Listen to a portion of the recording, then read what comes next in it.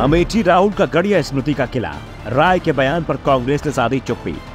अमेठी से राहुल गांधी के चुनाव लड़ने पर संदेह बरकरार। अजय राय के बयान को उत्साह में दिया गया बयान मान रहे हैं कांग्रेसी। शुक्रवार को मीडिया के सामने अजय राय ने अचानक ये ऐलान कर दिया कि राहुल गांधी अमेठी सीट से लोकसभा चुनाव लड़ेंगे। राय ने दावा यहां तक कर दिया कि स्मृति ईरानी घबराई हुई है, तो कांग्रेस के कुछ नेताओं ने तो इससे आगे बढ़कर यहां तक कह दिया कि इस बार ईरानी दूसरी सीट से चुनाव लड़ने की तैयारी कर रही हैं। ऐसे में सवाल उठ रहे हैं, क्या अमेठी राहुल गांधी के लिए इतना आसान है? अगर आसान ही था तो फिर 2019 का लोकसभा चुनाव हार क्यों गए थे? 2014 में भी मुश्किल से ही जीत पाए थे और 2019 में तो राहुल के करीबियों ने ही कह दिया था इस बार चुनाव में हार भी हो सकती है। 20 इकट्ठी छींकें आना शुरू हो जाती, नाक में चिंग और रनिंग नोज, गले में रेशा गिरते रहना। एलर्जी रक्षक अवले का आधा चम्मच सुबह शाम गर्म पानी के साथ लें। कुछ ही दिनों में आपकी प्रॉब्लम ठीक होने लगेगी। इस प्रोडक्ट को ऑर्डर करने के लिए गूगल पर टाइप करें allergyrakshak.com या कॉल करें 8400500589 पर। और इसीलिए राहुल गांधी अमेठी के साथ ही वायनाड से चुनाव लड़े थे। ऐसे में सवाल उठ रहे हैं कि अजय राय जो कह रहे हैं क्या वो सच कह रहे हैं, क्योंकि अभी तक कांग्रेस हाईकमान ने राहुल गांधी के अमेठी से चुनाव लड़ने का ऐलान तक नहीं किया है और तो और इसके संकेत राहुल गांधी ने भी नहीं दिए हैं। यहाँ तक कि वो लंबे समय से अमेठी आए भी नहीं है।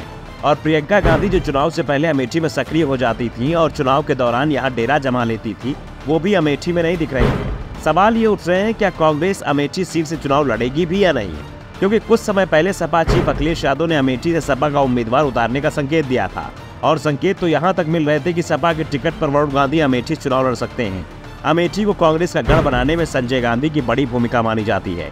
वो इसी सीट से चुनाव लड़ते थे। ऐसे में वरुण की दावेदारी कमजोर नहीं मानी जा रही है। वैसे राय के दावों अगर सच मान लिया जाए कि राहुल गांधी अमेठी चुनाव लड़ रहे हैं, तो क्या उनके लिए ये चुनाव जीतना आसान है? कभी संजय गांधी, राजीव गांधी, सोनिया गांधी और राहुल गांधी को जीत दिलाता रहा अमेठी में अब सेंध लग चुकी है।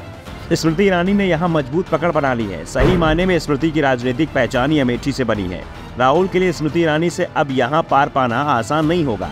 2014 के लोकसभा चुनाव में स्मृति ईरानी राहुल से हार गई थी, लेकिन कांग्रेस नेता की जीत का अंतर घट गया था। 2009 में 4 लाख वोटों जीतने वाले राहुल सिर्फ 1 लाख वोटों जीते थे।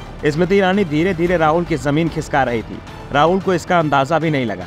2019 का लोकसभा चुनाव आते आते स्मृति ने अपने लिए अमेठी की पिच तैयार कर ली थी।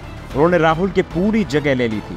स्मृति ईरानी ने पिछले लोकसभा चुनाव में राहुल गांधी को 55,000 वोटों से पटखनी दी, वो भी तब जब राहुल गांधी को सपा बसपा का भी समर्थन मिला हुआ था।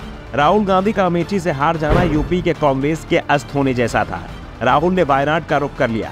अमेठी में राहुल को चित करने के बाद स्मृति ईरानी ने संसद से लेकर सड़क तक कभी भी उन्हें घेरने का मौका नहीं छोड़ा।